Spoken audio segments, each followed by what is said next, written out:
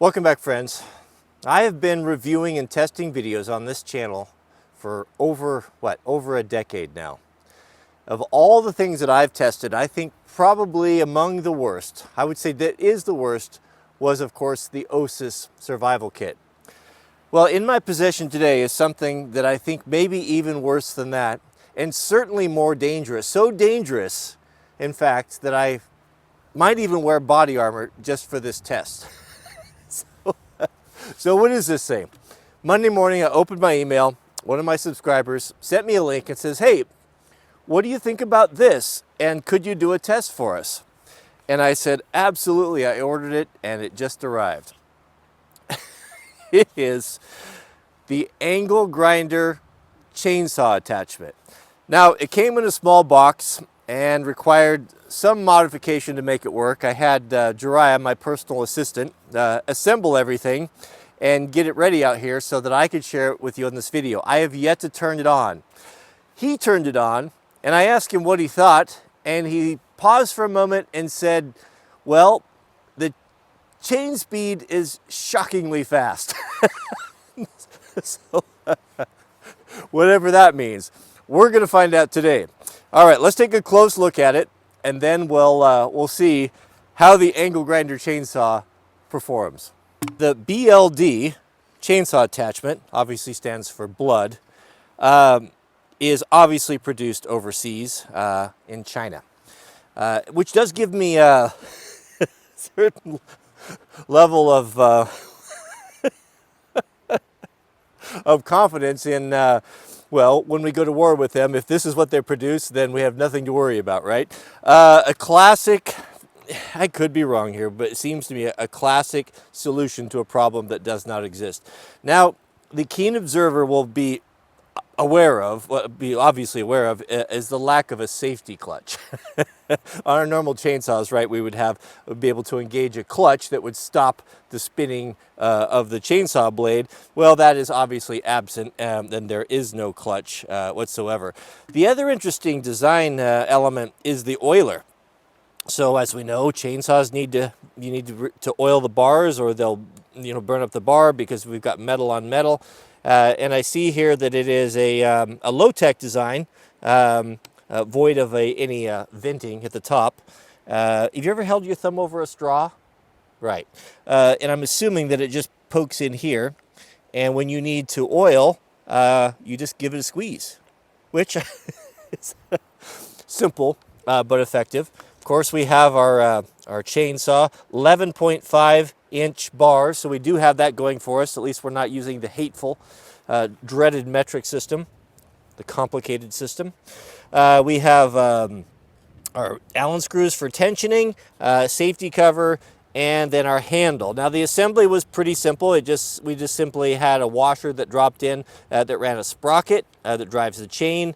We used the factory nut on the top. We just had to do a little die grinding, but it fit and then clamps around the grinder. So actually kind of a handsome little package.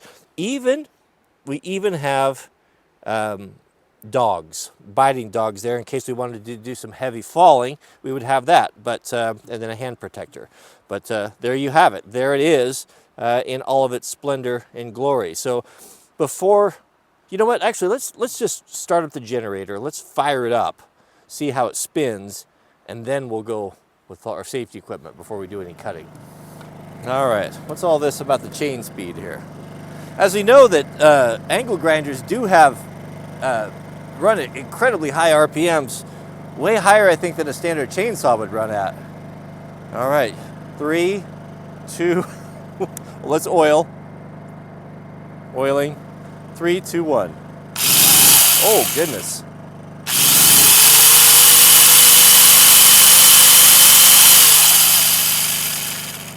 That is a very high chain speed.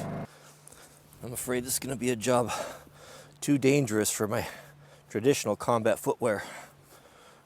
I'm going to have to go something with a heavier lug on it.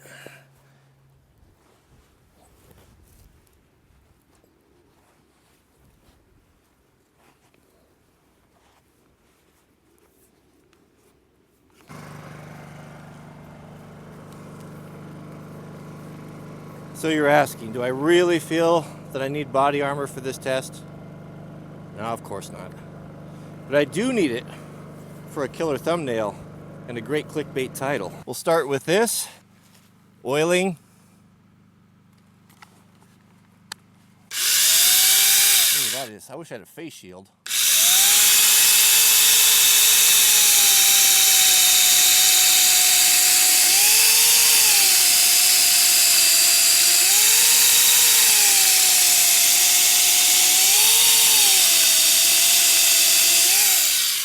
Well, it rips, man, with that chain speed. I'll give you that.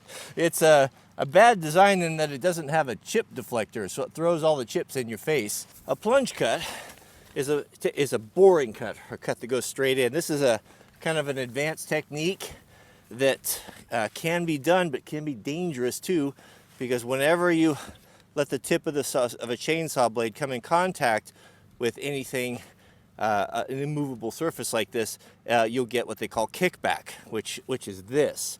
Now that's the reason why the guards are designed this way, and that's why you should cut. People ask, why do you cut?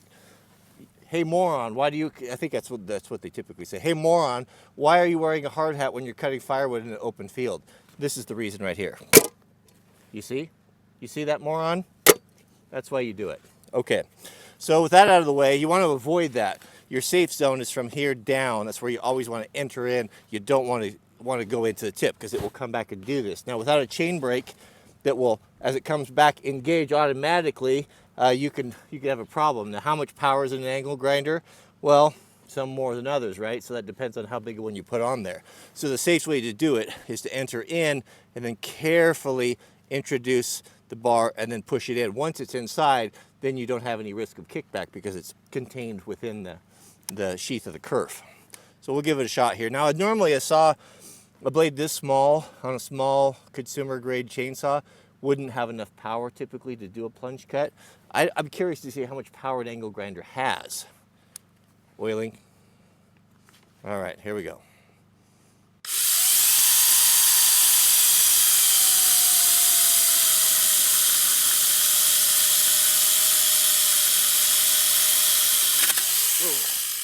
Yeah, it's got severe kickback. You gotta be careful with this thing.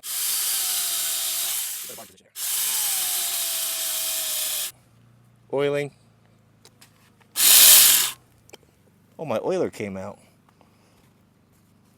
I got too vigorous with my oiling.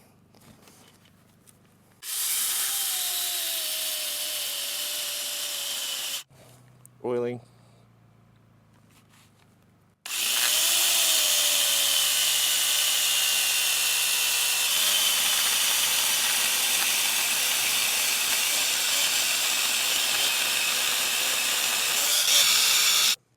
Well, it will plunge cut, even with what's hot.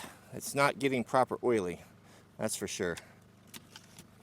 It will make a plunge cut, you know, even with the limitations of a Chinese-built chain. This, of course, is our big workbench here. It needs to be trimmed off a bit so we can play around with it here. But I'm going to do a modification to the blood. So that it self-oils. Now, I understand it's going to ruin our oiler here. However, I assure you this is the last time I'll be using it, and the whole thing will go in the trash. Unless, of course, one of you want it.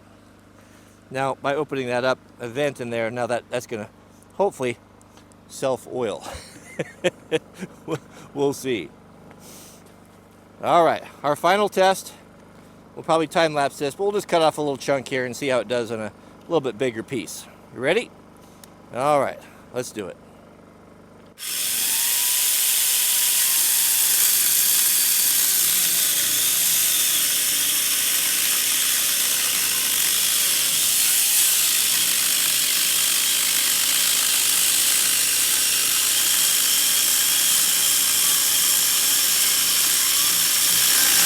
Man, that thing absolutely tears. I was thinking that I was going to have to put that in fast motion, but that chain speed is such that it really cuts fast.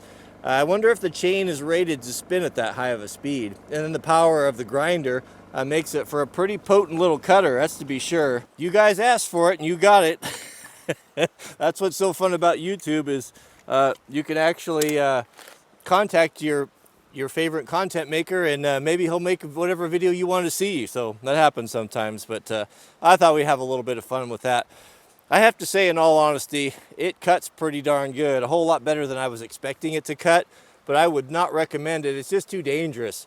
Not having not having a chain brake on it and not being designed ergonomically and such for a chainsaw. I just don't know where this would have a use other than if you were just really, really, really on a budget, you need to do something, or maybe there's an application in the shop, or maybe there's something wood carvers could do that I wouldn't know. I mean, if you were to bolt this on, here's the thing though, is what is a cordless chainsaw going to cost you?